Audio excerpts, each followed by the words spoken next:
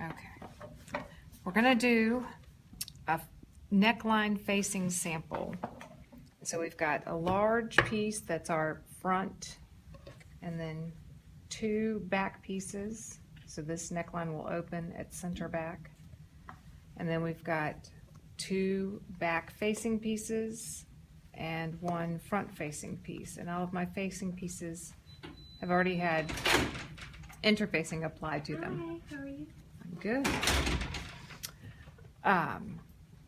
We want to do before we join any pieces together is stay stitch our necklines.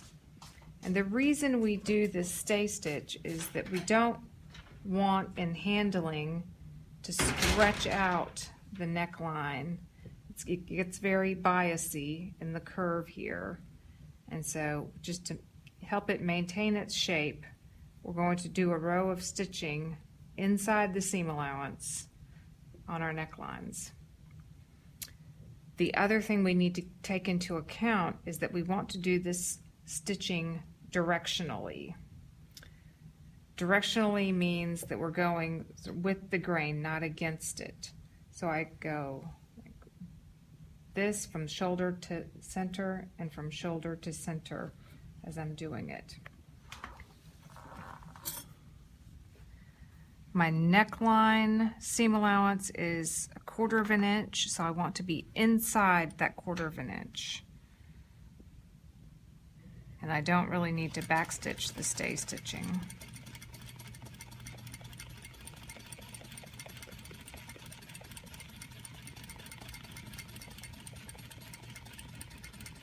When I get to the center and I have a notch there at my center, I can stop and come from the other direction.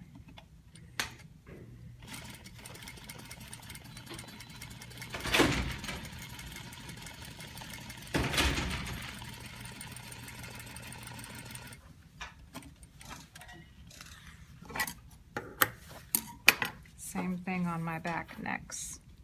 You would do this around armholes, any place that has the potential for stretching and you don't want it to.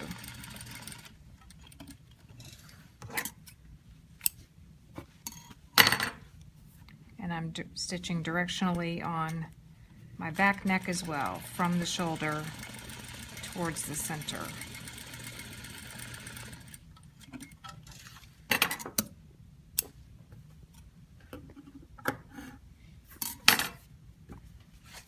Okay, the next step will be to join my fronts to my back, my single front to my backs at the shoulder seams. So that's right sides together.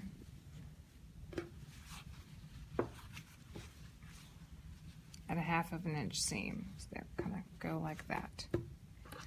Now you see that the back in particular has an odd shape right here. We want everything to match at the 1/2 inch, and we're not so concerned about this cut edge matching up because we're sewing at the 1/2 inch. That seam allowance is trued so that when it is pressed open, it comes back flush. So just match where you're sewing at your sew line.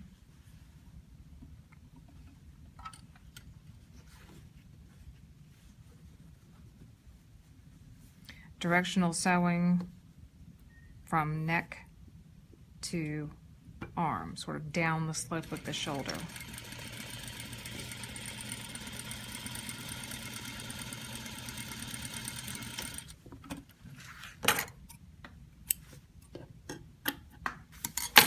Don't forget to backstitch.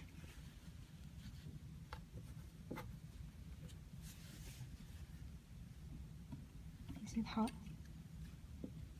1/2. Yes, 1/2 inch.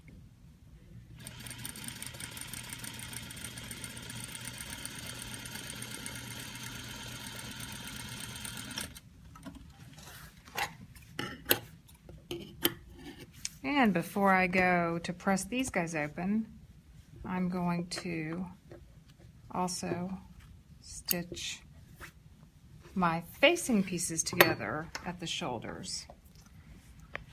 Now, since my facings were interfaced, that should stabilize them enough that I don't need to stay stitch them. So we'll put them together the same way, right sides together, matching at the 1/2 inch.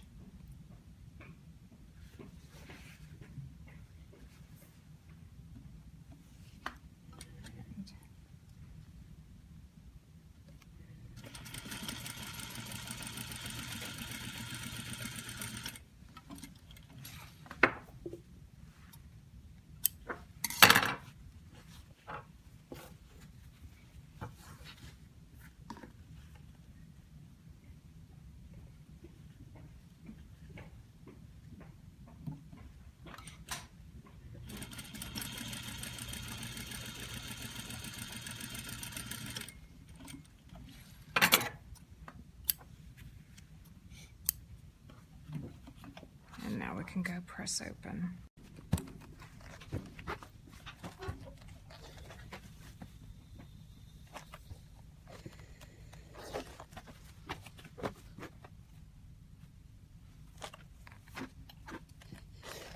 And press these guys open as well.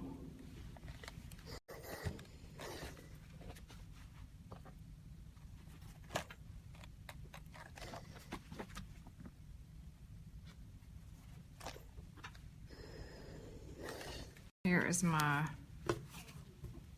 sort of neckline piece, and then if I match right sides together with my facing piece, hopefully it looks something like that.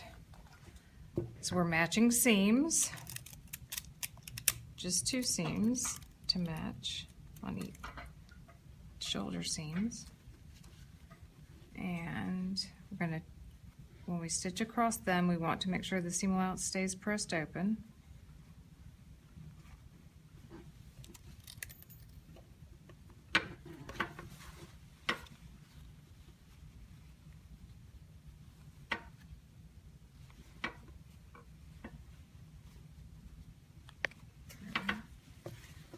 Center front notches hopefully match.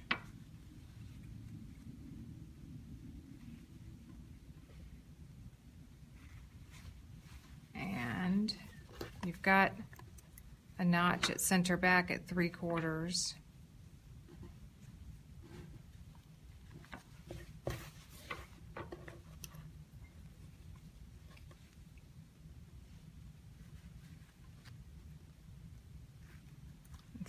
And then we've also got a notch right here that's 1/4 inch. So that's our reminding us that our neckline only has a 1/4 inch seam allowance.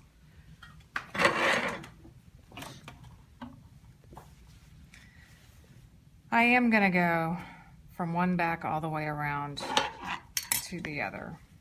Let's keep cut edges together.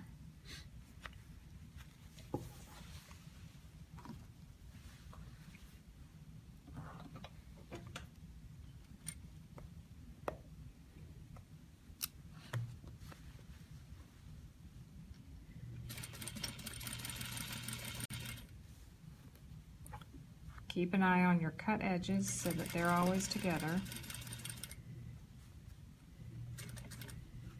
And keep an eye on all seam allowances that they are staying as pressed.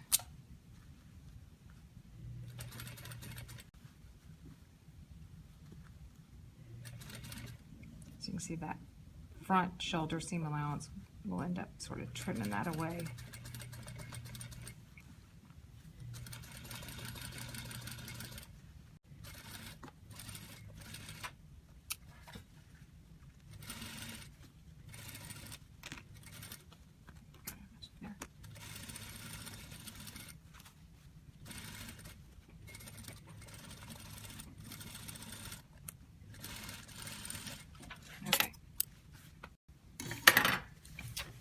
Let's just double check that things are lying smoothly. I didn't get any kind of funny pleats. Seams are matching pretty good. Now this was a concave curve, so we were going to clip where we need to release that seam allowance because this edge isn't big enough to fall back inside here, and that will be what it ends up doing when it's all turned out. Go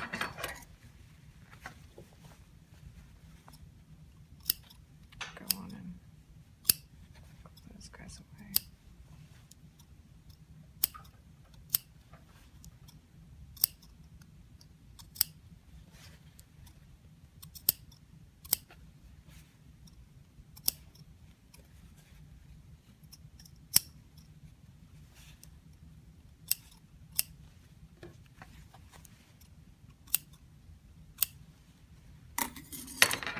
We'll see if that's sufficient. I'm going to go press it now.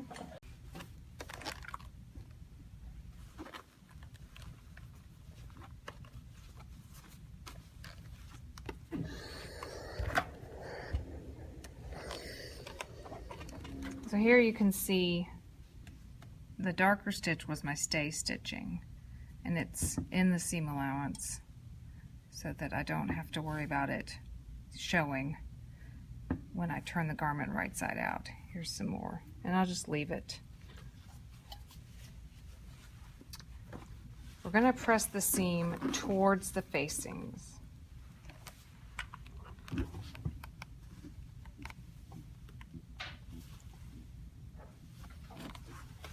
With this curve, you just have to work it around.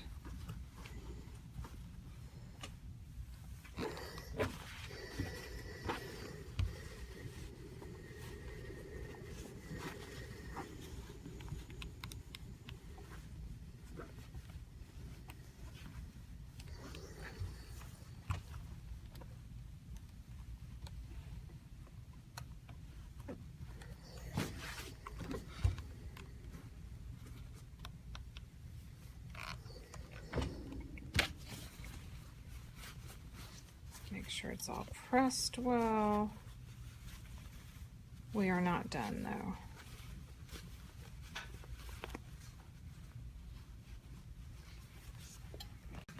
The final step is to understitch, and that means we're going to stitch the seam allowances to the facing.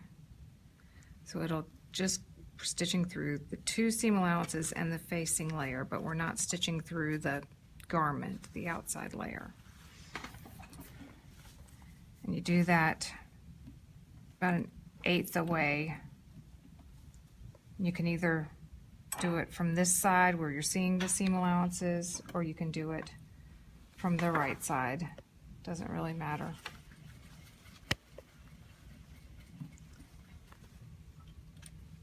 It's regular stitch length. It gets back stitched. You just go across those slashes, let them open up. Keep the seam allowances open, and see, that one wants to pop up on me. There we go. And I'm keeping everything kind of taut away from itself, because what I don't want to happen is like for some of this to sneak back under my stitch there, and then I've caught some of my garment.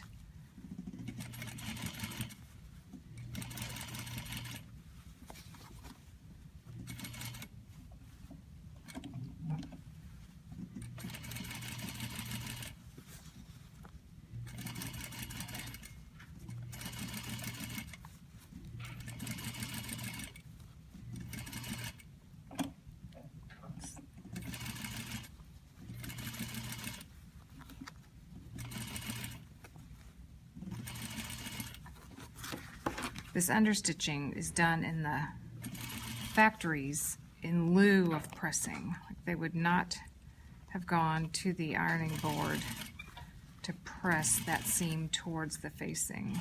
They would have just turned it right around and done this understitching. It holds the facing inside the neckline. Keeps that seam from rolling out. So we can do understitching in other places, like on the edge of collars and other faced edges.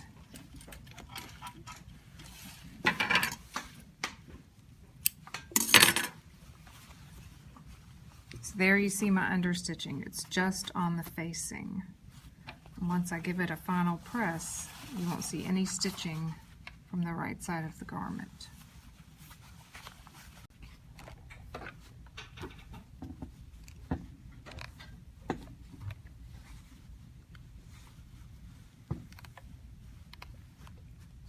See, it's already just kind of pulling it in there, holding it nice into the inside.